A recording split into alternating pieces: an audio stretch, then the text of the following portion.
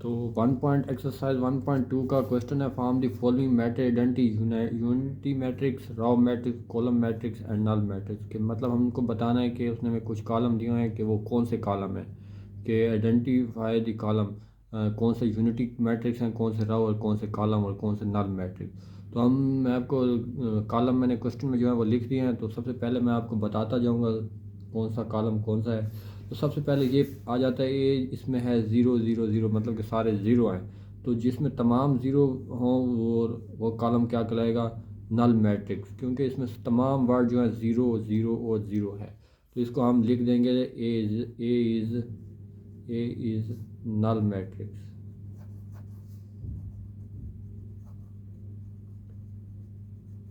अब बी पे आ जाते हैं। तो बी जो है वो हमारे पास उसको हम कहेंगे रॉ मैट्रिक्स। क्यों रॉ मैट्रिक्स कहेंगे, क्योंकि इसमें सिर्फ एक ही रॉ है। देखें ना, जैसे हमने पहले पढ़ा था कि रॉ कितने इस तरह जो वर्टिकल सिंक में होती है उनको रॉ कहते हैं। इसमें एक ही रॉ है, ये देखें एक ही रॉ, इसके अलावा वो रॉ नहीं है। और कॉलम इसमें 1 2 3 3 कॉलम है।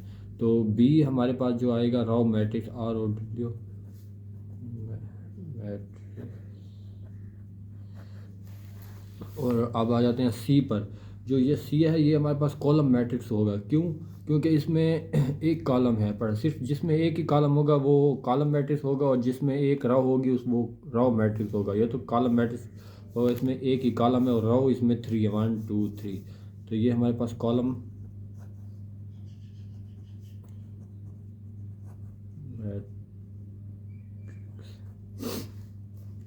अब हम आ जाते हैं इस पे। तो ये हमारे पास क्या होगा, यूनिटी मैट्रिक्स। क्यों यूनिटी मैट्रिक्स होगा, कि किसी भी कॉलम के डायगोनल में तमाम वर्ड जो हैं वो 1 1 हो और बाकी सारे ज़ीरो हों। तो ये अब इसका डायगोनल ये है, ये डायगोनल इसमें 32 यूनिट में होता है हमेशा। अब इसके डायगोनल में तमाम वर्ड जो है 1 1 है, ये भी 1 है और ये भी 1 है। तो इसके डायगोनल में तमाम वर्ड 1 1 है। तो ये हमारे पास वत्र वत्र की तरफ जो एक एक होंगे उनको हम क्या कहेंगे, यूनिटी मैट्रिक्स। इसको हम लिख देते हैं यूनिटी मैट्रिक्स। अब आ जाते हैं हम इसकी तरफ। तो ये सिर्फ ज़ीरो वर्ड लिखा है, इसके अगर कोई भी कॉलम होगा इसमें सिर्फ एक ही वर्ड है ज़ीरो, अगर वो और भी तमाम ज़ीरो हो ना, किसी भी कॉलम में तमाम वर्ड ज़ीरो हो, तो वो हमारे पास नल मैट्रिक्स कहेगा। जैसे कि अगर कोई मिसाल दे रहा हूँ मैं आपकी, ये इस तरह अगर कोई कॉलम हो तो वो भी नल मैट्रिक्स कहेगा, सिर्फ ये नल मैट्रिक्स नहीं कहलाएगा। तो हम इसको लिख देते हैं नल मैट्रिक्स।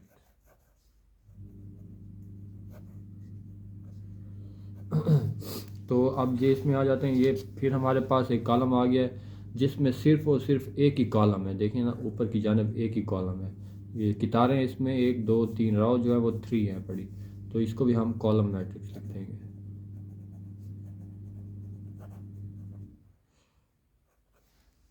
तो क्वेश्चन नंबर 2 है पड़ा, फॉर्म दी फॉलोइंग मैट्रिक्स, मतलब कि बताना है कि कौन सा मैट्रिक क्या है। मतलब कि स्क्वायर मैट्रिक्स का बताना है। ये इसमें ढेर सारे मैट्रिक्स दे रखे हैं, और इसमें रेक्टेंगुलर मैट्रिक्स कौन सा है, राव मैट्रिक्स कौन सा है, column matrix, identify the matrix, identity matrix, null matrix. तो मैंने यहाँ पे क्वेश्चन पे लिख रखा है, आपको मैं साथ साथ बताता भी रहूँगा कि ये क्यों है और इसकी वजह क्या है। तो सबसे पहले रेक्टेंगुलर मैट्रिक्स पे आ जाते हैं, कि वो मैट्रिक्स जिसके राउज की तादाद उसके कॉलम की तादाद के बराबर ना हो। मतलब कि उसका जो ऑर्डर है, जैसे हम पहले करते रहे थे 2/3, किसी भी कॉलम का अगर ऑर्डर उसके 2/3 मतलब कि दोनों सेम ना हो तो वो रेक्टेंगुलर मैट्रिक्स में आ जाता है, मतलब कि मुस्ततिली मैट्रिक्स। अब देखें इसमें हमारे पास राउज कितनी है, 3 राउज हैं, कॉलम है एक, तो ये भी मुस्ततिली मैट्रिक्स में आ जाएगा। ये भी 1 2 3, इसमें भी 3 राउज हैं और 2 कॉलम है, मतलब कि 2/3। ये भी राउ इसके सेम नहीं है। यहाँ पे हमारे पास 3 राउज आ जाएंगी और कॉलम 1 आ जाएगा, मतलब कि एक कॉलम आ जाएगा। तो ये भी मैट्रिक्स नहीं है, सेम नहीं है। ये भी इसी तरह है, इसमें 3 राउज आ जाएंगी और 2 मैट कॉलम आ जाएंगे, ये भी सेम नहीं है। तो ये भी मुस्ततिली कॉलम में आ जाएगा। अब राव मैट्रिक्स में ये आएगा 3 2 10 और -1। ये जो कॉलम है इसमें सिर्फ एक ही राव है। कोई भी कॉलम जिसमें एक ही राव हो वो क्या कहलाएगा, राव मैट्रिक्स। इसमें कॉलम में एक राव है, जबकि कॉलम जो है उसमें 3 है, 1 2 3। तो ये कहलाएगा राव मैट्रिक्स। अब यहाँ पर आ जाए, ये है कॉलम मैट्रिक्स। कॉलम मैट्रिक्स वो होता है जिसमें एक ही कॉलम हो, जैसे कि राव मैट्रिक्स में एक ही राव थी, कॉलम मैट्रिक्स में एक ही कॉलम होगा। ये देखिए इसमें एक ही कॉलम है, जबकि राव इसमें 3 है। ये देखें 3 राव, इसमें भी 3 राव, तो ये इसमें हमारे पास एक ही कॉलम है, तो ये कॉलम मैट्रिक्स आ जाएगा। अब आ जाते हैं यूनिटी मैट्रिक्स। ये हमारे पास यूनिटी मैट्रिक्स ये है, तो इसको इसमें जो डायगनल है उसके यूनिटी मैट्रिक्स में हमेशा डायगनल जो है, डायगनल मतलब इस यूनिट में जो भी वार्ड हो वो 1 हो, तो वो नल यूनिटी मैट्रिक्स कहलाता है। जैसे आप देख लें यहाँ पे 1 और 1 है, सिर्फ यहाँ पे 1 1 ना हो बल्कि बाकी तमाम 0 0 हों और डायगनल में 1 1 हो, तो वो यूनिटी मैट्रिक्स कहलाता है। तो अब हम आ जाते हैं नल मैट्रिक्स। नल मैट्रिक्स वो कहलाता है जिसमें तमाम वर्ड ज़ीरो हों, लेकिन ये सारे वर्ड ज़ीरो हैं, तो ये नल मैट्रिक्स में आ जाएगा। तो क्वेश्चन नंबर 3 में हमने बताना है कि which matrix are identified, diagonal matrix identify करना है, सर्कुलर यूनिटी मैट्रिक्स का। तो इसका मैं आपको बता देता हूँ, बहुत ईजी है। अब हमारे पास ए और ई इज़ स्केलर मैट्रिक्स। अब मैंने ए लिख दिया, ए है हमारे पास 4 0 0 4। क्यों ये स्केलर है? क्योंकि इसके डायगनल में जो वर्ड हैं वो सेम है। डायगनल में जो भी जिस भी कॉलम के वर्ड सेम होंगे, जैसे कि अब यहाँ पे 4 4 है, कोई 3 3 हो, 2 2 हो, तो वो डायगनल मैट्रिक्स में आ जाएगा। अब ई जो है उसमें है 2 0 0 2। ये थोड़ा सा सोल्व करने वाला था, मैंने सोल्व करके लिख दिया है, कंफ्यूज ना होइएगा। अब इसके भी डायगनल में देखें तमाम वर्ड्स सेम है, यहाँ भी 2 और 2 है पड़ा, तो ये भी हमारे पास स्केलर मैट्रिक्स हो जाएगा। अब सी जो है वो यूनिटी मैट्रिक्स है, यहाँ पे मैंने लिख दिया है सी इज़ ए यूनिटी मैट्रिक्स। तो क्यों यूनिटी मैट्रिक्स है? क्योंकि इसके डायगनल में सेम भी है और 1 है, लेकिन सेम नहीं है। उनमें तो सेव होना चाहिए, सेम होना चाहिए था ना कि एक जैसे हो, लेकिन अगर 1 आ जाए दोनों तरफ 1 और 1, तो वो यूनिटी मैट्रिक्स कहेगा, उसको फिर स्केलर मैट्रिक्स नहीं कहेंगे, वो यूनिटी मैट्रिक्स में आ जाएगा। अब हमारे पास एक और है डायगनल मैट्रिक्स। इसमें हमारे पास ए बी सी डी ई ये सब डायगनल मैट्रिक्स में से आ जाएंगे, क्योंकि ये वहाँ पे हमने अभी आप कहेंगे कि हमने वहाँ पर ये पढ़ा है कि ये स्केलर मैट्रिक्स है और यहाँ पे ये डायगनल मैट्रिक्स है। ये स्केलर मैट्रिक्स भी है और डायगनल मैट्रिक्स भी है, लेकिन इसको हम डायगनल में लिखेंगे, स्केलर में इसको कुछ को नहीं लिखेंगे, क्योंकि स्केलर में तमाम वर्ड का एक जैसा होना ज़रूरी है। क्योंकि स्केलर और डायगनल वो होंगे जिसके डायगनल में वर्ड जो हैं हों, जैसे कि ज़ीरो के अलावा हों, कोई भी 4 2 0 1 ज़ीरो ना हो और बाकी तमाम ज़ीरो हों, तो वो डायगनल मैट्रिक्स हो जाएंगे। अब देखें यहाँ पे भी ज़ीरो है, यहाँ पे भी ज़ीरो है, जबकि इसके डायगनल में जो है वो 2 और -1 लिखा हुआ है। अब यहाँ पे भी देखें, यहाँ पे 1 और यहाँ पे 1 है, ये यूनिटी मैट्रिक्स भी है और डायगनल मैट्रिक्स भी है, क्योंकि बाकी तमाम वर्ड 0 0 है। अब यहाँ पे देखें, यहाँ पे ज़ीरो के अलावा कोई एक लफ्ज़ ज़रूर हो। अब यहाँ पे सिर्फ 3 है और यहाँ पे 0 है, मतलब कि डायगनल में 3 आ गया, तो मतलब ये भी डायगनल मैट्रिक्स में कहलाएगा। और यहाँ पे देखें, ये हमारे पास स्केलर मैट्रिक्स भी है, क्योंकि ये 2 और ये भी 2 है, मतलब कि सेम है, तो ये स्केलर मैट्रिक्स भी कहलाएगा और डायगनल मैट्रिक्स भी कहलाएगा, क्योंकि इनके वर्ड एक जैसे हैं। तो हमारे पास क्वेश्चन नंबर 4 है बड़ा, find the negative of matrix A B C D. तो इस नेगेटिव का क्या मतलब होता है कि हम उसके साथ माइनस से उसको ज़रब दे देते हैं, मतलब कि उसके तमाम की अलामतें तब्दील हो जाएंगी सिर्फ। अब हम ए माइनस यहाँ पे लिख देंगे, ए माइनस इज़ इक्वल टू, अब हम इधर भी माइनस लिखा तो इधर भी माइनस से मल्टीप्लाई करेंगे तमाम वर्ड को। यहाँ पे हम माइनस लिख देता हूँ, 0 -1। अब ये किसके बराबर होगा? ए माइनस इज इक्वल टू, अब ये जो माइनस है हम इसको अंदर मल्टीप्लाई कर देते हैं तमाम वर्ड से।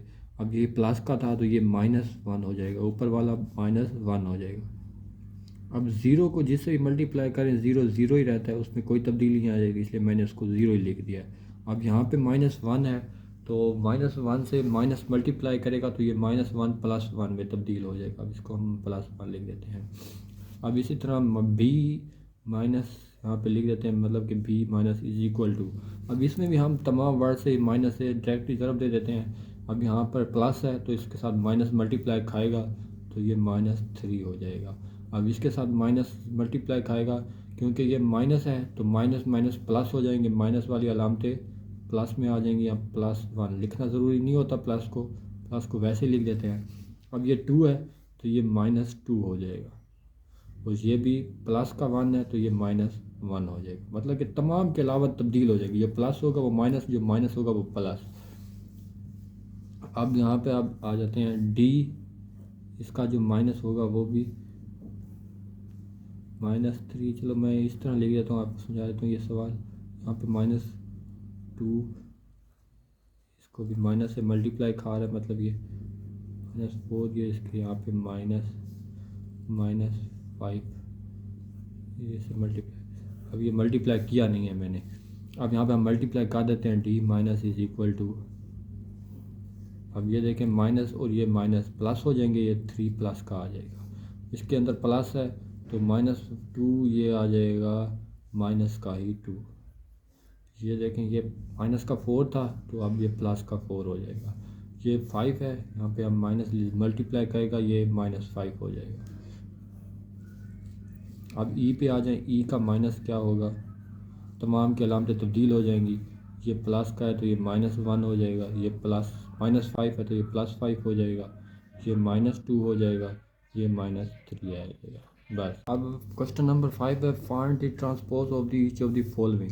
ट्रांसपोर्ट कैसे मालूम करते हैं। अब हम कोई भी कॉलम है जैसे कि 0, 1 और 2, ये हमने पहला क्वेश्चन लिखा है यहाँ पे इस तरह लिखा हुआ है। अब हम इसको यहाँ पे लिखेंगे AT, मतलब AT का मतलब है A transpose is equal to. अब इसमें हम ये लिख करते हैं कि जो कॉलम होते हैं उनको कितारों में तब्दील कर देते हैं, मतलब कि रोज़ जो कॉलम है उनको रोज़ में तब्दील कर देते हैं। अब यहाँ पर ये कॉलम देखें, इस तरह ये कॉलम है, इसको हम रो में तब्दील करेंगे, मतलब ये खड़ा हुआ है हम इसको यूँ लिटा देंगे, तो ये हम 0, 1 और ये 2 इसको हमने यूँ लिटा कर लिख दिया, तो ये हमारे पास उसका ट्रांसपोर्ट आ जाएगा। अब आ जाते हैं इसकी तरफ, तो यहाँ पे भी हम कुछ इसी तरह करेंगे, B transport is equal to. अब देखें यहाँ पर ये ऊपर की जाने एक कॉलम होता है ना, तो ये यूँ खड़ा है तो हम इसको क्या कर देंगे, ऊपर की जाने यूँ कॉलम में तब्दील कर देंगे। ये भी यूँ है तो इसको भी हम इधर लिख देंगे, क्योंकि ये अब लेटा हुआ है, आप देख इस सिमत में है तो हम इसको ऊपर की जानब कर देंगे, लेटा हुआ तो खड़ा हुआ कर देंगे, तो ये उसका हमारे पास ट्रांसपोर्ट आ जाएगा ट्रांसपोर्ट। इसी तरह आप यहाँ पे आ जाएं C में, तो कोई भी कॉलम है उसका ट्रांसपोर्ट लेने के लिए उसके जो कॉलम होते हैं उनको कितारों में तब्दील कर देते हैं। तो ये देखें ये कॉलम है, इसको हमने कॉलम को कितारों में तब्दील कर देना, यानी रोज़ में। तो हम इसको इस कॉलम को रोज़ में तब्दील करेंगे 1, 2, 3, मतलब कि ऊपर की जानते हैं तो हमने इसको वर्टिकल शक्ल में लिख दिया है। तो और इसको भी हम इसी तरह करेंगे, इसको भी हम इस सिंथ में है तो हम इसको यहाँ पर यूँ लिख देंगे 2, -1, ये 0, ये C का ट्रांसपोज। अब F है पड़ा हमारे पास, तो इसको भी हम इस तरह करेंगे। ये देखें यहाँ पे 1 और 3 है तो हम इसको ऊपर की जाने 1 और 3 लिख देंगे। अब यहाँ पर लिखेंगे ये 2 और 4 है तो हम इसको यहाँ पे ये दूसरी जानिब आएगा, क्योंकि ये 2 और 4 है, तो ये इस तरह हल हो जाएगा हमारे पास क्वेश्चन।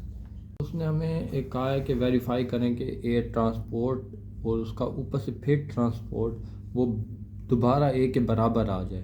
तो A की उसने हमने वैल्यू दिया है 8, 1, 2, 0, 1।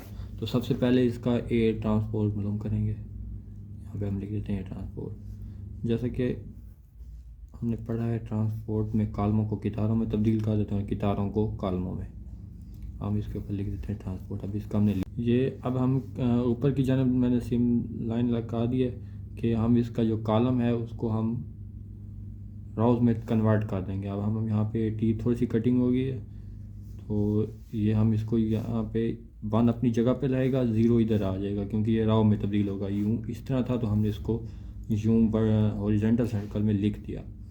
तो अब ये भी इस तरह है कि 1 और 2 है, तो अब 2 ये जो है इस तरह आ जाएगा, तो मतलब कि ये 2 और 1 बन जाएगा, ये इसका ट्रांसपोर्ट आ जाएगा। अब उसने आगे हमें क्या कहा है यहाँ पे क्वेश्चन में, AT का फिर T, मतलब उसका दोबारा ट्रांसपोर्ट लेना है। तो अब हम यहाँ पर लिख देते हैं AT ऊपर से फिर T। तो अब हम इसका दोबारा ट्रांसपोर्ट लेंगे, यहाँ पे हम पहले इसी तरह लिख देते हैं 1, 2, 1, इसका ऊपर से ट्रांसपोर्ट। अब इसका हम ट्रांसपोर्ट लेते हैं, जैसे कि आपको पता है कि 1 और 2 है। ये देखें इसको हम इस शक्ल में अब लिख देंगे, हॉरिजॉन्टल शक्ल से वर्टिकल शक्ल से हॉरिजॉन्टल शक्ल में कन्वर्ट कर देंगे। तो 1 अपनी जगह पे रहेगा और 2 इधर आ जाएगा। अब इस शक्ल को भी हमने इसी तरह कन्वर्ट करना है कि 0 और 1 है तो 0 इधर आ जाएगा, यूँ बिल्कुल लेट जाएगा इस तरफ, और 1 अपनी जगह पर ही रहेगा। तो अब हम इसको चेक करते हैं कि हमारा उन्होंने कहा है वो वेरीफाई करें कि बराबर हैं या नहीं, तो हमारा बराबर आता है या नहीं। अब आप ख़ुद देख लें कि ये उस 1 के साथ इसकी सेम आते हैं। ये देखें 1 की वैल्यू क्या थी, 1201, तो हमारे पास भी 1201 सेम आया है। तो हम कहेंगे कि verified A T is equal to A, बस। तो अब दूसरा जो क्वेश्चन है उसमें हमें बी ट्रांसपोर्ट का ट्रांसपोर्ट लेना है। तो बी की वैल्यू मैं लिख देता हूँ 1120, ये हमारे पास बी है। तो इससे हम सबसे पहले बी ट्रांसपोर्ट लेते हैं। B is equal to transport is equal to 1120, ये ऊपर ट्रांसपोर्ट लिख दिया बी टी। अब इसमें हम कॉलमों को राव में तब्दील कर देंगे। अब ये इस तरह है तो हम इसको 1 2, ये देखें 2 इधर था, अभी हमने इसको कन्वर्ट किया तो 1 और 2 इस तरफ आ गया। अब इसमें भी हम यूँ ही करेंगे। अब यहाँ पर 1 इधर ही रहेगा और ये इस सिंथ में आ जाएगी 1 और ये 0, ये वाला 0 अपनी जगह पर गया और 1 इधर आ गया। अब इसका बी ट्रांसपोर्ट का ट्रांसपोर्ट लेंगे, मतलब कि ऊपर फिर ट्रांसपोर्ट लेंगे तो 1 2 1 0। अभी इसका ऊपर ट्रांसपोर्ट फिर से दोबारा लेंगे तो यहाँ पर हमारे पास आ जाएगा, आप देखें 1 1 है तो ये बिल्कुल सेम वैसे ही आ जाएगा, 1 इधर आ जाएगा और ये 1 इधर आ जाएगा। ये वाला 1 अब इधर आ गया क्योंकि हमने इसका ट्रांसपोर्ट लिया, कॉलम को कितारों में कन्वर्ट कर दिया। अब इससे भी हम ऐसे ही करेंगे कि देखें कॉलम जो है इसको हम कितारों में तब्दील कर देंगे, 2 इधर आ जाएगा, 0 इधर चला जाएगा। तो अब हम देखेंगे कि ये अब दोबारा बी के बराबर आया है या नहीं। मेरे पास जो है 1 1 2 0, यहाँ पे भी देखें 1 1 2 0 आ गया, तो मतलब कि ये बिल्कुल एक्यूरेट आया, तो हमारे पास प्रूव हो गया। तो हम यहाँ लिख देंगे प्रूव बी टी इसका transport is equal to B. अगर आपको वीडियो पसंद आई है तो चैनल को सब्सक्राइब कर दें ताकि आपको मज़ीद भी ऐसी वीडियो मिल सकें। और इसके अलावा अगर आपको कोई बात की समझ नहीं आई तो आप कमेंट सेक्शन में बता सकते हैं।